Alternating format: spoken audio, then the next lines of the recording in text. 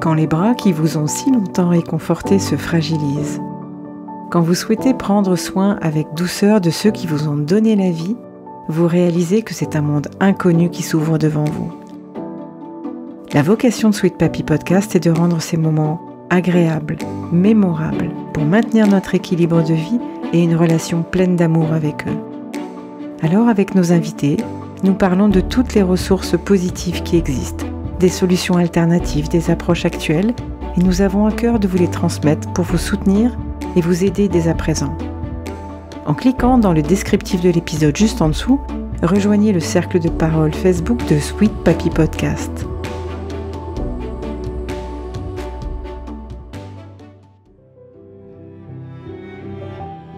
Tout tourne autour d'une personne qu'ils aiment et qui ne répond plus.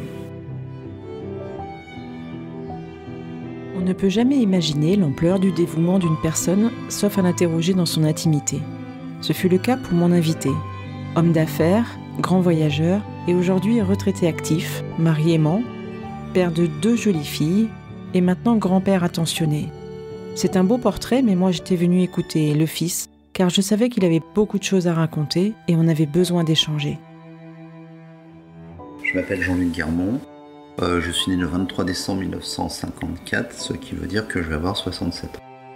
Alors, on va parler de ma maman qui a 93 ans et qui est atteinte d'Alzheimer depuis 8 ans. Elle a de plus en plus de mal à se souvenir de son passé. Par contre, au niveau de la dépendance, maman est depuis 6 ans incapable de se faire à manger. Elle a été autonome, hormis pour faire chauffer des plats, mais elle n'arrivait plus déjà à se servir d'un micro-ondes. Complètement dépendante dans le sens où il faut la laver, où elle ne peut plus prendre de douche, donc elle est lavée au lavabo. Il faut la coucher, il faut l'habiller. De temps en temps, elle s'habille. Sinon, elle passe sa vie en pyjama, robe de chambre, chemise de nuit, robe de chambre.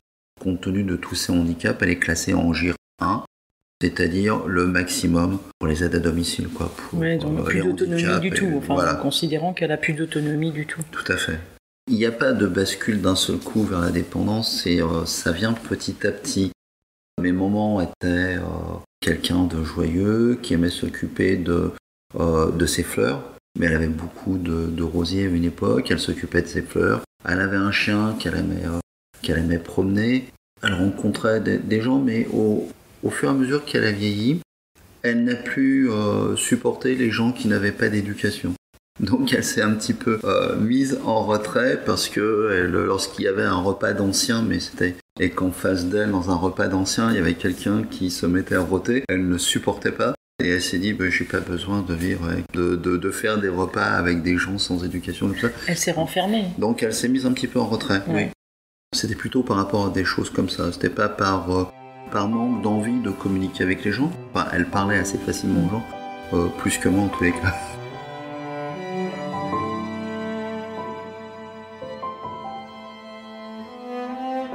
Dès que les signes ont été manifestes qu'elle avait besoin d'aide, je m'en suis occupé. C'est-à-dire que ça fait 8-9 ans. Il y a des choses qui auraient dû attirer mon attention, qui n'ont pas attiré mon attention, mais on a fait un parcours Alzheimer il y a quelques années qui a dit, votre professeur en charge du service m'a dit, votre maman a Alzheimer. C'est une maladie qui ne se guérit pas, donc ça ne va aller qu'en empirant. Mais il y avait des signes avant-coureurs. Ne plus jouer aux cartes. Dire, jouer aux cartes, ça m'intéresse plus. Jouer au Scrabble. On jouait au Scrabble régulièrement avec maman tous les dimanches après-midi. Quand elle était dans ses pleines facultés. Puis petit à petit, ça a basculé jusqu'au moment où c'était moi qui gagnais 6 parties sur 10. Et après, ça a été, oh non, j'ai plus envie de jouer. Parce que même des mots simples, elle n'arrivait plus à les mettre sur son... C'est pas parce qu'elle gagnait plus. Non, c'est parce qu'elle sentait qu'elle n'y arrivait plus. Elle n'y arrivait plus. Ouais. Et ça aurait dû attirer mon attention sur le fait que les choses évoluaient dans le mauvais sens. C'est très discret comme évolution. Et puis tout d'un coup, on s'aperçoit que, ça, elle le faisait, elle le fait plus. Donc, et puis au fur et à mesure des visites au département de la mémoire du CHU, et on passe d'un GIR à l'autre et on se rend compte que la maladie prend de plus en plus de place.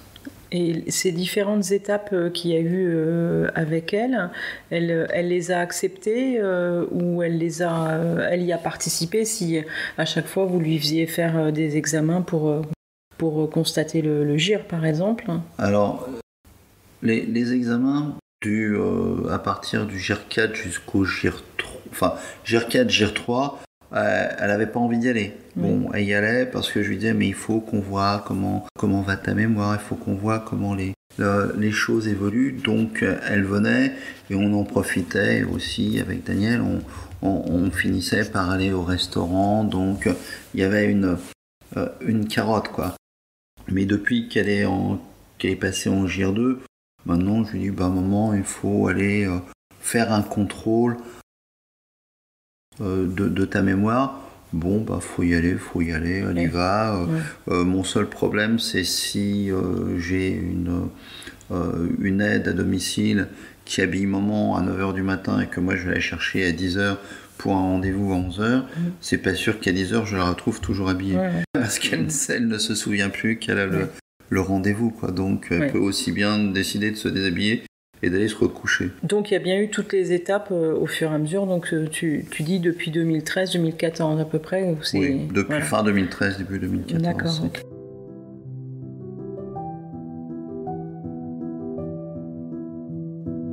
Je fais des dons à France Alzheimer et je sais qu'il y a des gens qui détruisent leur vie à s'occuper de leurs proches, les aidants familiaux. N'ont plus aucune vie quoi. Tout tourne autour d'une personne qu'ils aiment et qui ne répond plus. Et ça c'est terrible. C'est terrible. Et c'est terrible parce qu'à un moment donné ça fait se poser des questions sur la relation de la vie malgré tout par rapport à la mort, de la vie de certains par rapport à la vie d'autres. Par exemple, est-ce qu'il faut privilégier le bien-être de maman par rapport au bien-être de mes enfants ou de mes petits-enfants? C'est une remise en question, énorme, permanente des choses qui nous entourent et des certitudes qu'on pouvait avoir. Mais même aussi de la philosophie par rapport à la vie. Est-ce qu'on doit absolument garder en vie des gens jusqu'à 100, 110, 120 ans alors qu'en fait, ils ne se rendent plus compte de rien? Alors après, le problème, c'est évidemment, pour l'instant, maman, quand elle me voit arriver, elle dit « Ah, mon grand », donc ça va, elle me reconnaît encore.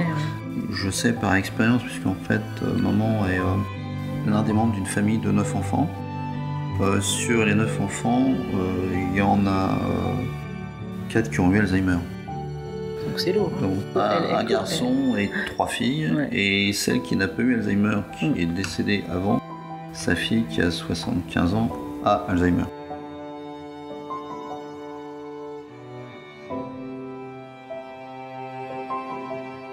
Quand ma grand-mère avait 75 ans, l'espérance de vie n'était pas la même que maintenant.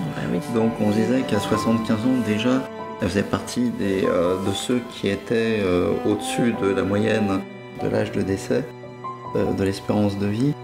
Bon, pour le moment, j'ai pas vu les choses arriver. Je pensais que ma mère était éternelle.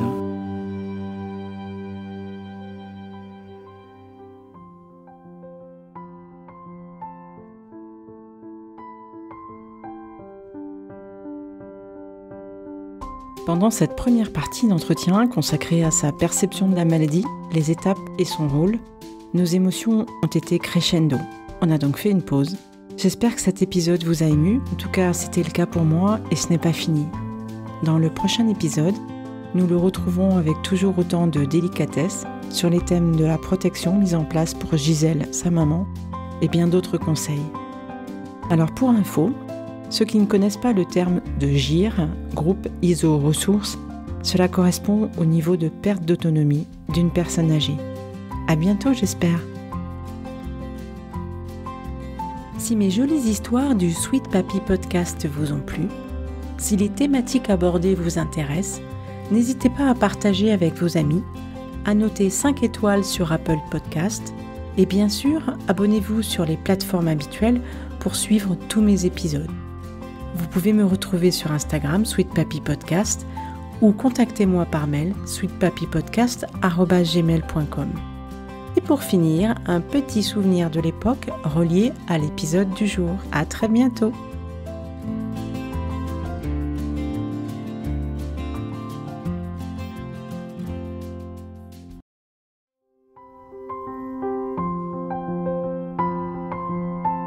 Merci d'avoir écouté cet épisode où la parole est portée par le cœur.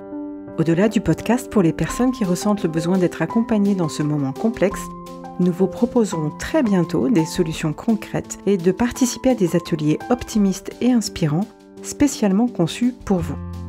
Ça sera l'occasion de poser toutes les questions qui vous trottent dans la tête. Alors pour vous inscrire et suivre toute notre actualité, il vous suffit de nous envoyer un mail à sweetpapipodcast@gmail.com.